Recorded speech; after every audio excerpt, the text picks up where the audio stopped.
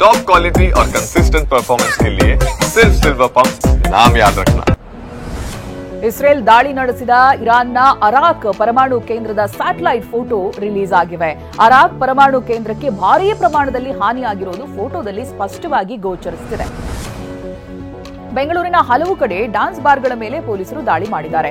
Club 1, Rambha, brigade blue ಸೇರಿದಂತೆ 17ಕ್ಕೂ ಹೆಚ್ಚು dance bar ಮೇಲೆ ರೇಡ್ ಆಗಿದೆ. ನಿಯಮ ಉಲ್ಲಂಘಿಸಿ ಬಾರ್ಗಳ ಮೇಲೆ ಪ್ರಕರಣ ದಾಖಲಾಗಿದೆ.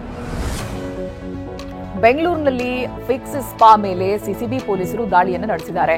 ರಿಚ್ಮಂಡ್ ಟೌನ್ನಲ್ಲಿರುವಂತಹ ಫಿಕ್ಸ್ ಸ್ಪಾ ವೇಶ್ಯಾವಾಟಿಕೆ ನಡೆಸ್ತಾ ಇದ್ದಂತ ಅನುಮಾನ ಇತ್ತು. ಹಾಗಾಗಿ ಸಿಸಿಬಿ ರೇಡ್ ಮಾಡಿದೆ.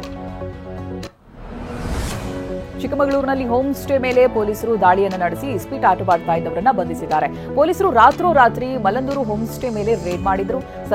ಸಂದೀಪ್ ಸೇರಿ 5ರನ್ನ ಬಂಧಿಸಲಾಗಿದ್ದು 16,000 ನಗದು ವಶಕ್ಕೆ ಪಡೆಯಲಾಗಿದೆ.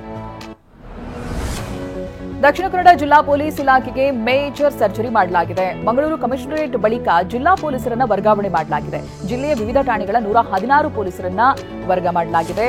7 ಎಎಸ್ಐ, 31 ಎಕ್ಸಿ ಹೆಡ್ ಕಾನ್ಸ್ಟೇಬಲ್ ಹಾಗೆ 78 ಕಾನ್ಸ್ಟೇಬಲ್ಗಳ ವರ್ಗಾವಣೆಯನ್ನ ಮಾಡಲಾಗಿದೆ. ಚಕ್ರವರ್ತಿ ಸೂಲಿಬೆಲೆ ಉಪನ್ಯಾಸಕ್ಕೆ ಕುಂದಾಪುರ ಪೊಲೀಸರು ನೋಟಿಸ್ ಅನ್ನು ಕೊಟ್ಟಿದ್ದಾರೆ. ಕುಂದಾಪುರದಲ್ಲಿ ಜೂನ್ 20, 21 ಹಾಗೆ 22ನೇ ತಾರೀಕು ಕಾರ್ಯಕ್ರಮವನ್ನು ಆಯೋಜಿಸಿತ್ತು. ಕಾರ್ಯಕ್ರಮಕ್ಕೆ ಅನುಮತಿ ನೀಡಿರುವಂತಹ ಕಾಕಿ ಆಯೋಜಕರಿಗೆ ಷರತ್ತನ್ನು ವಿಧಿಸಿದೆ. ಪೊಲೀಸರ ನಡೆಗೆ ಸೂಲಿಬೆಲೆ ಆಕ್ಷೇಪ ವ್ಯಕ್ತಪಡಿಸಿದ್ದಾರೆ. ದೇವನಹಳ್ಳಿ ತಾಲೂಕಿನ ವಿಜಯಪುರ ಪಟ್ಟಣದಲ್ಲಿ ಅಧಿಕಾರಿಗಳು ಬಾಲ್ಯ ವಿವಾಹವನ್ನು ತಡೆದಿದ್ದಾರೆ. ಚನ್ನಪ್ಪ ಸುಬ್ಬಮ್ಮ ಕಲ್ಯಾಣ ಮಂಟಪದಲ್ಲಿ ಅರತಕ್ಷತೆ ನಡೆಯುವಂತಹ ವೇಳೆ ದಾಳಿ ನಡೆಸಿರುವಂತಹ ಅಧಿಕಾರಿಗಳು 17 ವರ್ಷದ ಯುವತಿಯನ್ನ ರಕ್ಷಣೆ ಮಾಡಿದ್ದಾರೆ. ಅಪ್ರಾಪ್ತಿಯನ್ನ ಮಹಿಳಾ ಸಾಂತ್ವನ ಕೇಂದ್ರಕ್ಕೆ ಸ್ಥಳಾಂತರ ಮಾಡಲಾಗಿದೆ. ಮಳೆಯಬ್ಬರಕ್ಕೆ ಗದಗದಲ್ಲಿ ಬೆಣ್ಣೆಹಳ್ಳದಲ್ಲಿ ಪ್ರವಾಹ ಪರಿಸ್ಥಿತಿ ನಿರ್ಮಾಣವಾಗಿದೆ.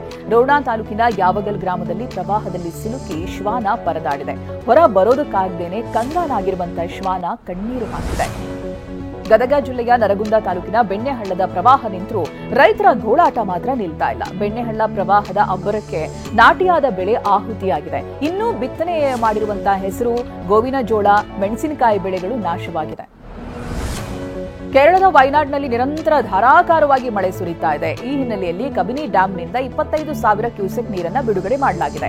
ಕಪಿಲಾ ನದಿ ಉಕ್ಕಿ ಹರಿತಾ ಇದ್ದು ನಂಜನಗೂಡು ತಾಲೂಕಿನಲ್ಲಿ ಭತ್ತದ ಗದ್ದೆಗಳಿಗೆ ನೀರು ನುಗ್ಗಿ ಬೆಳೆ ನಾಶವಾಗಿದೆ. ಪರಿಹಾರ ನೀಡುವಂತೆ ರೈತರು ಆಗ್ರಹಿಸಿದ್ದಾರೆ. ಚಿತ್ರದುರ್ಗದ ಗ್ರಾಮಾಂತರ ಠಾಣೆ ಬಳಿ ಅತಿ ವೇಗವಾಗಿ ಚಲಿಸುವಂತ ವಾಹನ ತಡೆದು ದಂಡ ಹಾಕಲಾಗಿದೆ. ಸ್ಪೀಡ್ ಲಿಮಿಟ್ ನಾಮಫಲಕ ಅಳವಡಿಸಿಲ್ಲ ಅಂತ ವಾಹನ ಸವಾರರು ಪೊಲೀಸರ ವಿರುದ್ಧ ಕಿಡಿಕಾರಿದ್ರು. ಈ ವೇಳೆ ಪೊಲೀಸ್ ಅಧಿಕಾರಿಗಳು ಹಾಗೆ ವಾಹನ ಸವಾರರ ನಡುವೆ ವಾಗ್ವಾದ ನಡೆಯಿತು. ಇಂದು ಬಿಜಿಎಸ್ ವಿವಿಯ ಬೆಂಗಳೂರು ಕ್ಯಾಂಪಸ್ ಉದ್ಘಾಟನೆಯಾಗಲಿದೆ. ಕೇಂದ್ರ ಗೃಹ ಸಚಿವ ಅಮಿತ್ ಶಾ ವಿವಿ ಕ್ಯಾಂಪಸ್ ಅನ್ನ ಉದ್ಘಾಟನೆ ಮಾಡಲಿದ್ದಾರೆ. ಬೆಂಗಳೂರು ಉತ್ತರ ತಾಲೂಕಿನ ನಗರೂರಿನಲ್ಲಿ ಬಿಜಿಎಸ್ ವಿವಿ ಕ್ಯಾಂಪಸ್ ತಲೆ ಎತ್ತಿದೆ.